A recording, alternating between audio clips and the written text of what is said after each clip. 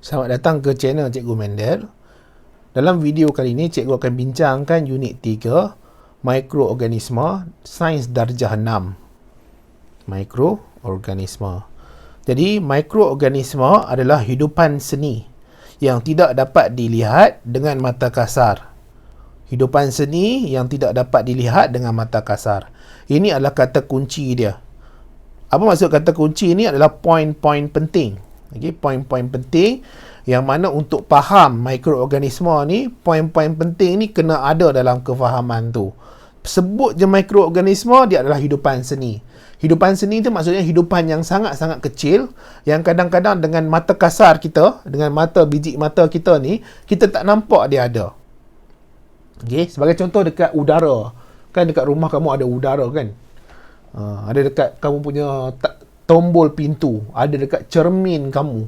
Ada nampak tak bakteria ke, mikroorganisma ke? Tak nampak. Sebab apa? Mata kasar kamu tak boleh nak nampak, dia hidupan seni. Hidupan yang sangat-sangat kecil. Cikgu ulang lagi sekali. Mikroorganisma adalah hidupan seni yang tidak dapat dilihat dengan mata kasar. Kemudian dia dapat dilihat menggunakan mikroskop. Jadi dia ada mikroskop ataupun dipanggil mikroskop cahaya. Ya, jadi kita ada alat yang mana kita gunakan untuk melihat mikroorganisma. Sekarang ni kita pergi kepada jenis-jenis mikroorganisma. Jadi cikgu ada buat nota ni. Kita ada pertama fungi, kedua protozoa, ketiga alga, keempat bakteria, kelima virus. Jadi jenis mikroorganisma ada 5. Sekali lagi cikgu ulang, jenis mikroorganisma ada 5. Yang pertama fungi, yang kedua protozoa, ketiga alga, keempat bakteria, kelima virus. Cikgu ulang sekali lagi untuk kamu supaya nanti kamu biasa dengar. Jadi bila biasa dengar, kemungkinan kamu akan lebih ingat. Bila lebih ingat, kemungkinan kamu boleh jawab nanti bila peperiksaan. Okey, ditanya soalan ni. Jenis yang pertama kita ada fungi, kedua protozoa, ketiga alga, keempat bakteria, kelima virus. Kita pergi dulu kepada fungi. Jadi fungi, contoh kita ada kulat. Okey, dalam fungi ni kita ada kulat. Kulat ni dapat dilihat dengan mata kasar. Ini senanglah. Kulat ni dapat dilihat dengan mata kasar. Contoh yang paling mudah sekali, cendawan. Jadi cendawan, kalau kat rumah kamu, kamu makan cendawan, betul tak? Cendawan apa yang selalu ibu ayah kamu masak ataupun ibu kamu masak? Cendawan tiram.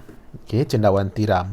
Cendawan tiram ni buat sup sedap, buat goreng tepung pun sedap. Jadi dia tak terlalu mahal sangat. Boleh dimakan. Kemudian kita ada jenis yeast. Yeast ni boleh dapat di mana? Di kedai-kedai runcit ada jual. Kenapa dia jual yeast? Untuk buat roti. Jadi untuk buat roti ni dia akan guna yeast lah. Salah satu campuran dia tu akan campur di roti. Roti bila dibuat menggunakan yeast, selalunya roti tu lagi gebu. Dan dia ada rongga-rongga udara di dalam roti itu. Disebabkan oleh hasil pernafasan yeast. Jadi rongga-rongga udara tu terhasil disebabkan yeast bernafas di dalam roti. Maaf ya, cikgu batuk. Dia bernafas di dalam yeast, di dalam roti. Jadi digunakan untuk buat roti. Jadi yeast ni, dia dalam kumpulan fungi berguna untuk manusia. Jadi bukan semua mikroorganisma ni berbahaya, tidak berguna kepada manusia. Ada juga yang berguna kepada manusia. Sebagai contoh, kita ada yeast. Ni yeast lah. Sini kulat. Kemudian kita ada muka. Ni muka. Jadi muka ni boleh dijumpa dekat mana? Kalau roti itu dah terlalu lama ataupun dah expired date. Dah tarikh luput ya, tarikh lupus. Cikgu pun tak tahulah. Maksudnya dia dah expired. Yang mudah lah kalau selalu kita seguna kan perkataan tu, dia dah expired. Jadi bila dia dah expired, kadang-kadang dah terlalu lama, dia tumbuh kulat-kulat, macam kulat warna hitam-hitam atas roti tu. Hitam-hitam tu apa? Muco lah. Jadi ada pada roti tu. Jadi muco ni dia buat apa dekat roti? Dia makan roti tu sebenarnya.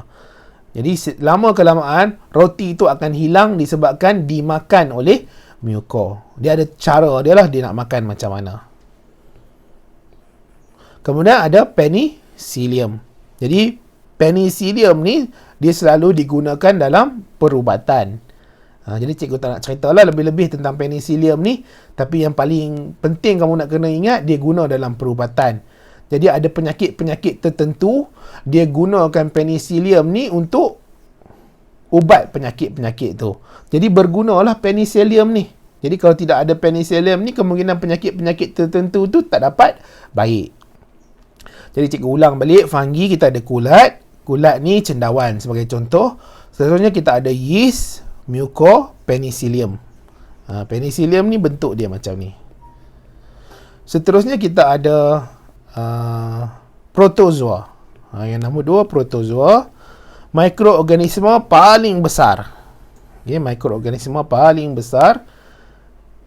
Jadi kalau soalan peperiksaan dia tanya kamu mikroorganisma apa paling besar, kamu jawablah protozoa. Hidup tempat yang berair. Contoh tempat berair apa? Tasik, kolam. Okey. Tasik, kolam, sungai, tempat berair, lopak-lopak air. Sekali lagi ya, cikgu ulang, protozoa mikroorganisma yang paling besar, hidup tempat yang berair. Contohnya kita ada Paramecium amoeba. Ini kita ada contoh ni. Kita ada kolam, tasik, sungai. Jadi hidup tempat berair kita ada Paramecium dan amoeba. Jadi kita ada dekat sini Paramecium. Paramecium ni bentuk apa? Kalau kamu cuba fikirkan, cuba tengok kat dalam lukisan cikgu ni, yang cikgu lorekkan ni, apa bentuk dia? Ada orang jawab tak? Bentuk selipar. Kan selipar yang kita pakai tu kan? Selipar jamban yang kita pakai tu, bentuk dia macam Paramecium. Seterusnya kita ada amoeba. Jadi amoeba ni bentuk tak tetap lah. Dan selalunya amoeba ni lagi besar berbanding Paramecium. Sebab apa? Amoeba ni dia ada keupayaan untuk makan Paramecium. Jadi amoeba ni dia boleh makan Paramecium. Maksudnya Paramecium tu kecil saja. Amoeba tu lagi besar. Amoeba bentuk apa? Bentuk tidak tetap. Dia ikut suka dia lah. Dia nak bentuk apa pun ikut suka dia. Seterusnya kita ada alga. Alga mikroorganisma sifat tumbuhan. Jadi apa dia sifat tumbuhan? Sekali lagi, mikroorganisma sifat tumbuhan. Sekali lagi cikgu ulang untuk kamu, mikroorganisma sifat tumbuhan. Kamu sebutlah sama-sama dengan cikgu. Jadi bila kamu sebut dan kamu tulis, kamu lihat, kamu dengar, mungkin bila guna semua panca indera yang ada ni, kamu lagi mudah nak ingat. Okey. Mikroorganisma sifat tumbuhan. Tumbuhan ni apa? Kalau kamu keluar daripada rumah kamu nampak ada pokok. Pokok tu, daun-daun ni warna apa? Warna hijau. Dekat hijau-hijau daun tu ada klorofil.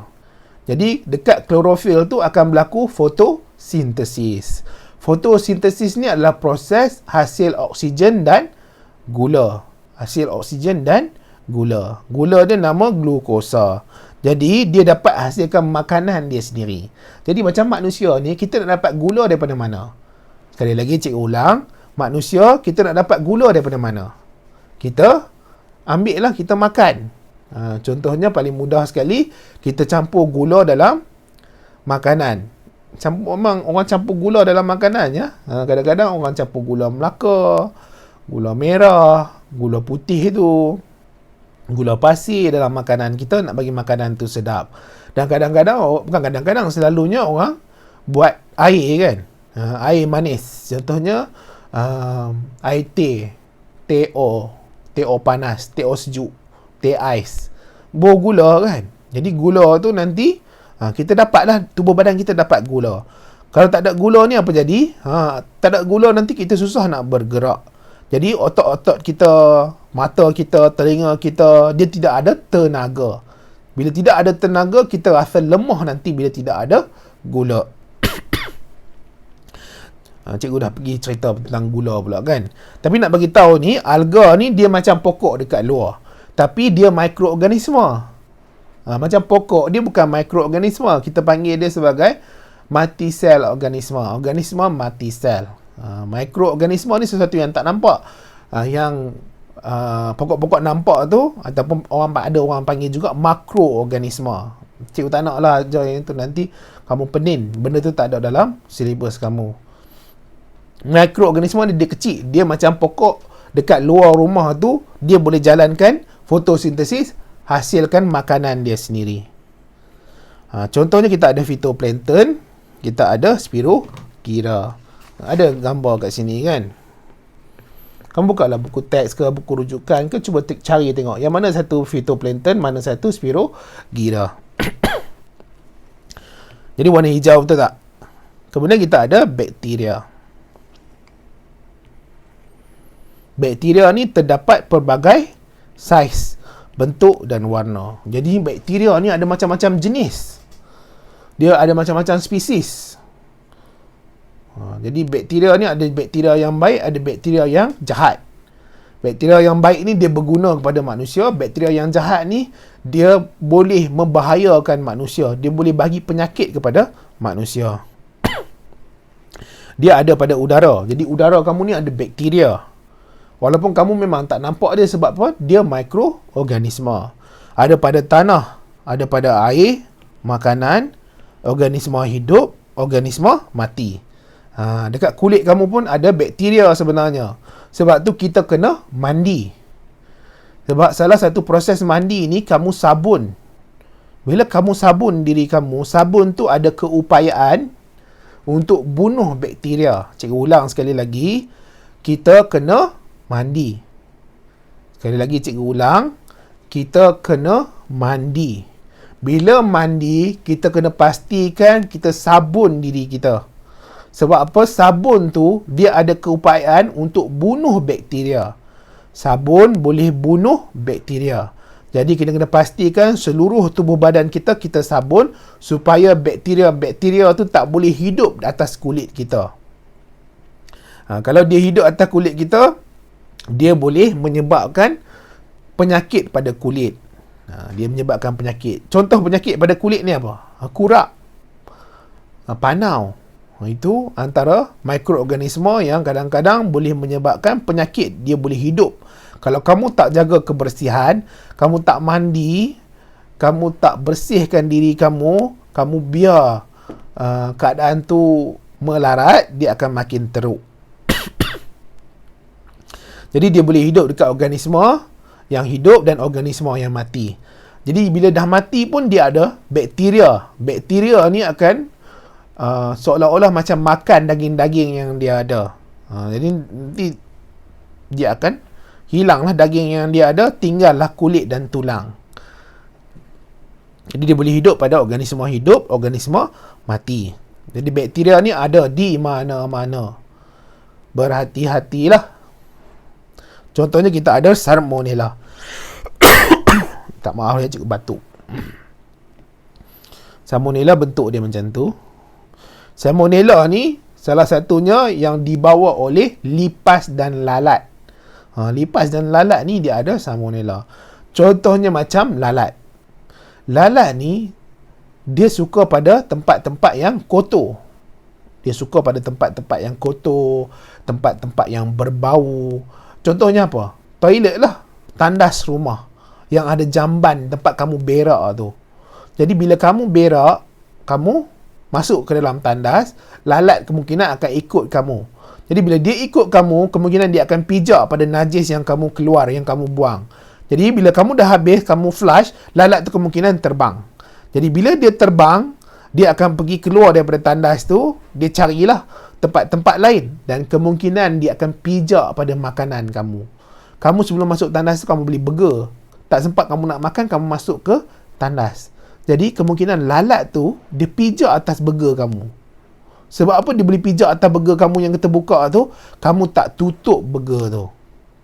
dengan tudung saji.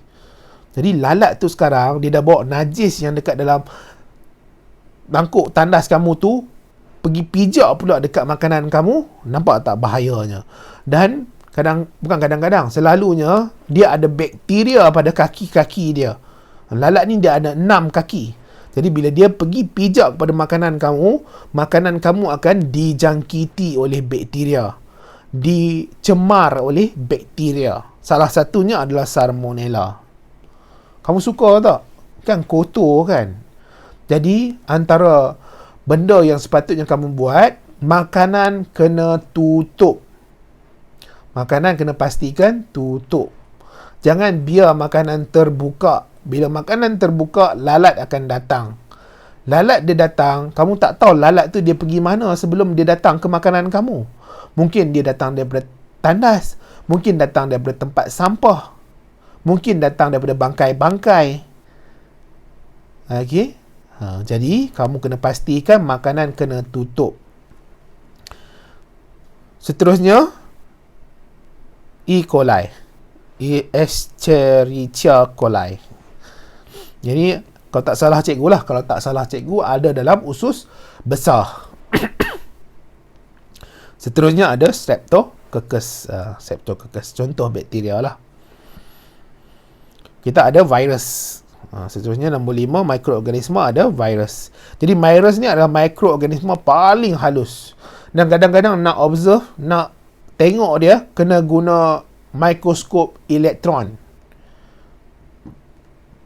Okey, mikroskop elektron. Besarlah, mahal mikroskop ni.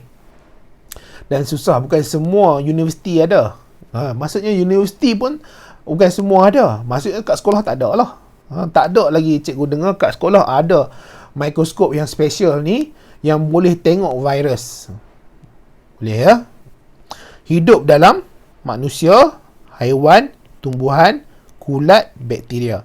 Jadi dia sangat-sangat kecil, dia hidup di dalam bakteria tu sendiri, dia hidup dalam mikroorganisma. Mikroorganisma tu dah kecil. Dia lagi kecil, dia hidup dalam yang kecil ni. Dia nak bagi tahu dia sangat-sangat kecil. Jadi dilihat menggunakan mikroskop elektron. Contohnya HIV, virus influenza. Tak ada HIV, contohnya kat situ, virus influenza. Maaf ya, cikgu minta maaf, batuk.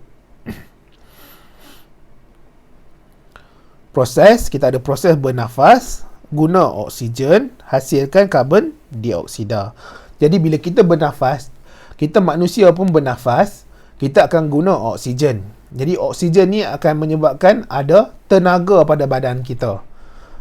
Tenaga ni penting untuk apa? Untuk cikgu ni nak bercakap, kan? Kamu dengar tak cikgu cakap apa? Dengar kan? Jadi proses pendengaran tu memerlukan tenaga. Tanpa tenaga, kamu kemungkinan tak boleh nak dengar. Ataupun kalau orang tu dia tak makan 10 hari, dia tak bertenaga kan? Kita bersembang dengan dia pun dia macam nak dengar tak dengar. Kadang-kadang kita cakap dengan dia pun, nak jawab pun dia tak larat. Sebab apa? Sebab dia tidak ada tenaga. Jadi tenaga ni yang menjadi benda untuk dia buat sesuatu. Okay? Untuk dia buat sesuatu. Jadi untuk dapatkan tenaga-tenaga dekat sel-sel kat kita punya organ-organ badan ni, kita perlu oksigen. Jadi bila dah guna oksigen, dah hasil tenaga, tubuh badan akan hasilkan karbon dioksida. Karbon dioksida ni perlu dibuang lah, sebab tubuh badan kita tak nak karbon dioksida. Kita nak buat apa karbon dioksida? Bukan kita manusia ni ada klorofil. Kita tak ada klorofil macam alga, macam tumbuhan.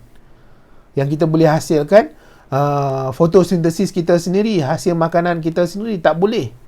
Jadi karbon dioksida kena dibuang.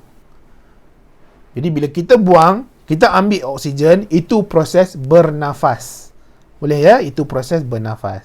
Cikgu ulang sekali lagi, bernafas tu kita guna oksigen, kita sedut oksigen, kita buang karbon dioksida. Jadi, mikroorganisma pun sama. Dia akan guna oksigen, dia akan buang karbon dioksida. Kecualilah alga tadi. Jadi, alga tadi dia akan guna karbon dioksida, dia akan hasilkan oksigen. Boleh ya? Jadi, proses hidup yang lain bergerak. Kita bergerak tak manusia? Kita bergerak. Kita bergerak daripada satu tempat ke satu tempat.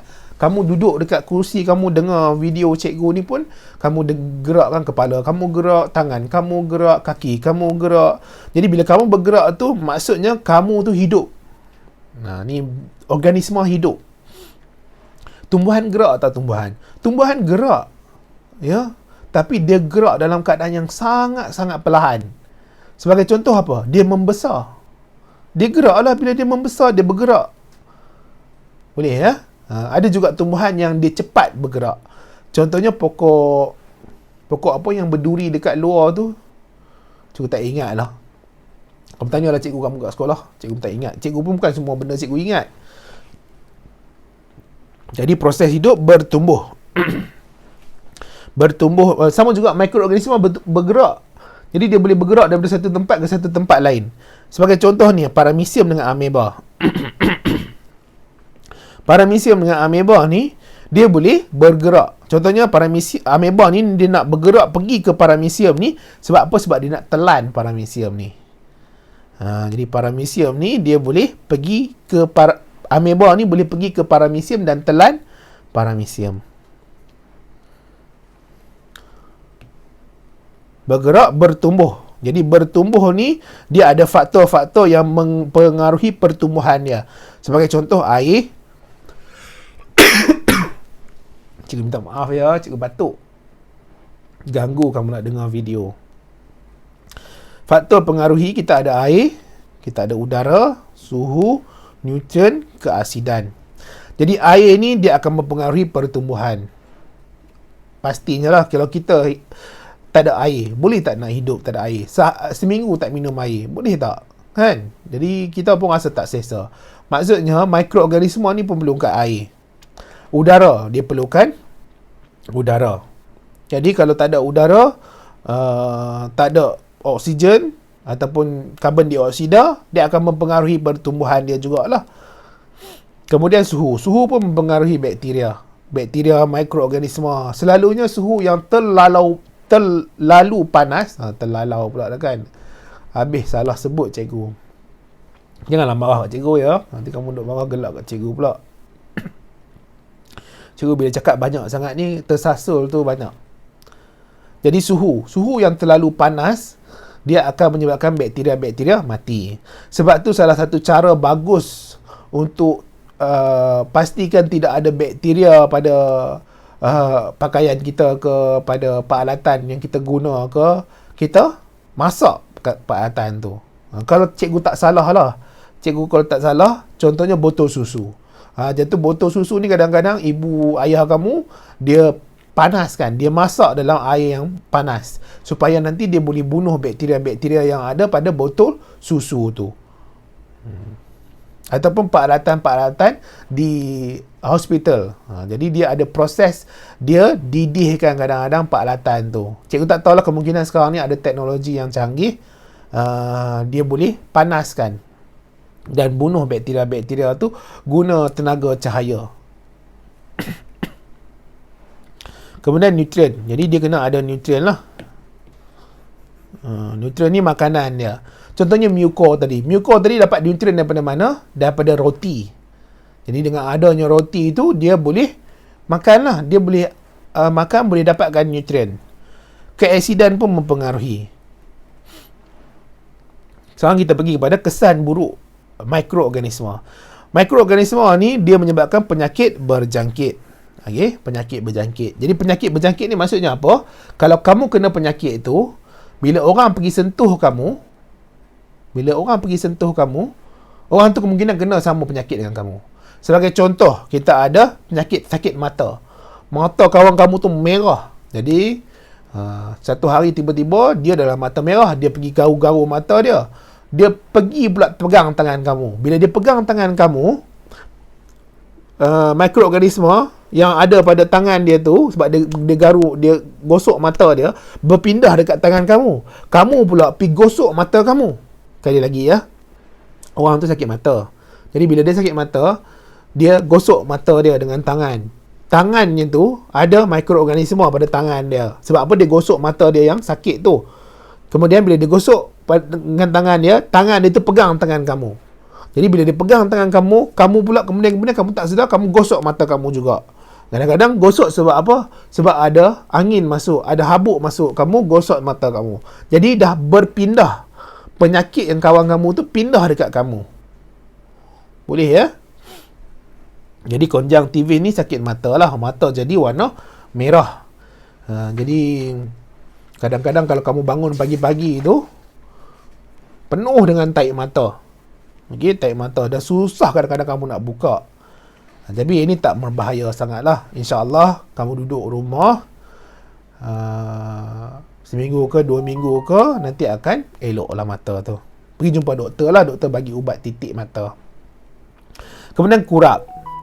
Kurap pun sama juga. Kurap ni penyakit kulit. Kemudian dia dapat kadang-kadang hasil pindah tu macam mana pindah, kamu berkongsi tuala. Kan? Abang kamu ada kurap, kamu pula berguna tuala dia, kamu pun boleh terjangkit kurap. Kemudian kudis buta. Okey. Cacar. Dia ada juga dipanggil panau. Tapi ada cikgu terbaca, dia kata panau ni dia tak berjangkit. Kamu boleh tanya cikgu kamu kat sekolah lah, panau berjangkit ke tak berjangkit. Okey. Kesan buruk yang seterusnya, dia akan rosakkan makanan. Sebagai contoh tadi mucor kan. Mucor hidup pada mana? Hidup pada roti. Jadi dia boleh rosakkan roti. Kemudian reput gigi. Jadi reput gigi. Kenapa dia boleh reput gigi? Kamu kadang-kadang tidur, sebelum tidur kamu makan dulu. Kamu makan gula-gula, kamu makan roti, dan cebisan-cebisan makanan tu, sisa-sisa makanan, dia ada lagi tinggal di antara gigi-gigi kamu. Kamu tak cuci gigi ke tak gosok gigi sebelum tidur. Jadi bila dia ada, kamu bernafas, bakteria tu kadang-kadang dia ada pada makanan tu. Jadi bila kamu bernafas, udara tu masuk ke mulut kamu, jadi dia lihat dekat celah-celah gigi tu ada makanan-makanan. Jadi bila ada makanan tu, bakteria tu cuba nak makan makanan tu. Jadi bila dia cuba nak makan makanan tu, dia akan ada proses untuk dia makan makanan tu. Jadi bakteria cuba nak makan makanan yang tertinggal dekat gigi. Bila dia makan makanan tu, pada waktu yang sama dia akan juga hasilkan asid. Jadi atau makanan tu jadi asid. Jadi bila dia jadi asid, dia akan rosakkan gigi kamu. Sebab tu kalau kamu tak gosok gigi sebelum tidur, esok pagi kamu rasa masam dalam mulut kamu. Sebab apa rasa masam? Sebab tindak balas bakteria dengan makanan tu. Tindak balas mikroorganisma dengan makanan tu. Ingat ya, bila dia masam, dia berasid, dia akan hakiskan gigi kamu. Gigi kamu akan jadi rosak, berlubang. Jadi, pastikan sebelum tidur, gosok gigi. Supaya nanti bakteria tak boleh rosakkan gigi kita. Reputkan gigi kita. Seterusnya adalah keracunan makanan. Tadi makanan tu dia ada salmonella tadi kan. Cikgu kata salmonella tu dibawa oleh lalat. Lalat pergi hinggap dekat makanan kita, kita makan makanan tu. Jadi bila makan makanan tu, salmonella tu masuk dalam tubuh badan. Bila salmonella masuk dalam tubuh badan, kita akan ada keracunan makanan. Macam mana kita nak tahu kita keracunan makanan? Kita akan rasa tak sihat. Kita pening kepala, kita rasa nak termuntah, dan paling utama kita akan cirit-birit. Cirit-birit. Jadi tubuh badan sebenarnya dia akan cuba sedaya upaya untuk buang cepat-cepat makanan-makanan yang tak elok ni, yang telah berjangkit dengan mikroorganisme ni. Sebab itulah cirit-birit. Dia tak nak benda tu berada cepat, terlalu lama dalam badan kita. Cepat-cepat dia nak buang. Lepas cirit-birit tu salah satu proses lah, dia nak buang bagi cepat-cepat. Kalau kita muntah pun sama juga, sebab dia nak buang cepat-cepat makanan yang tak elok ni. Pastikanlah makanan yang kamu makan tu daripada makanan yang bertutup. Kalau tu sepatutnya makanan paling bersih sekali adalah makanan yang mak ayah kamu masak kat rumah.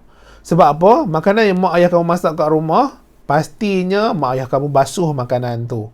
Jadi bila dia basuh, dia pastikan kebersihan makanan tu. Dia pun tak benarkan lalat-lalat hingga pada makanan tu, dia tutup makanan tu. Kalau kamu beli dekat kedai-kedai makan, kamu rasa dia buat tak semua macam tu? Kemungkinan dia buat lah.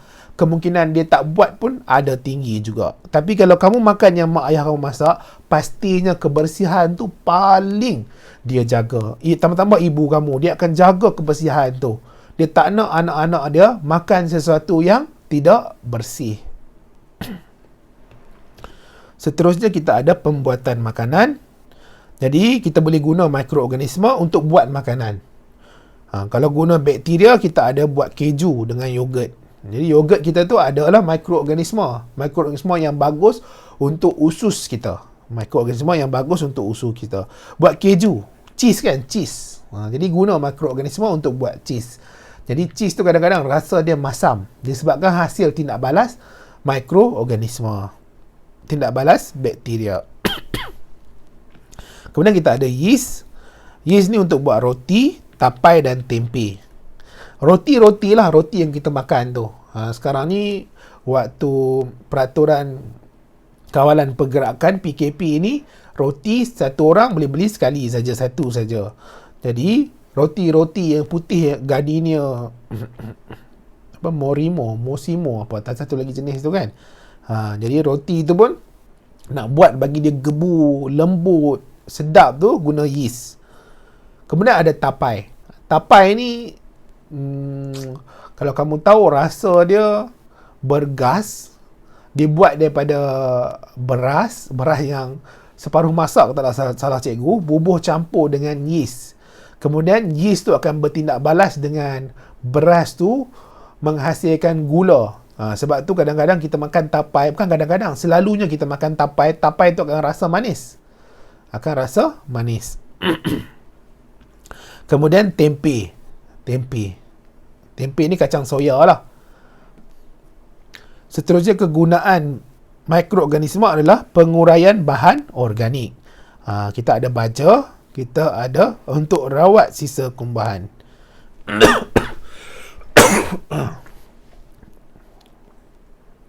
Baja untuk rawat sisa kumbahan. Jadi baja ni kadang-kadang kita boleh guna, kita boleh buat hasil daripada tindak balas bakteria atau mikroorganisma. Rawat sisa kumbahan juga. Jadi sisa kumbahan ni contohnya apa? Najis kita. Kan kadang-kadang najis kita buang. Najis tai kita tu kan. Kita flush itu, dia masuk dalam tempat najis tu. Kemudian kadang-kadang bila dah penuh, bertahun-tahun penuh dah, Indah Water datang ambil. Dia sedut saja, dibawa balik ke rumah dia. Ke rumah pula, ke tempat dia lah. Dia buang dekat tempat tu, dia akan rawat najis-najis tu. Supaya nanti air, daripada rawatan najis tu akan hilang. Jadi air dia akan jadi air yang elok lah.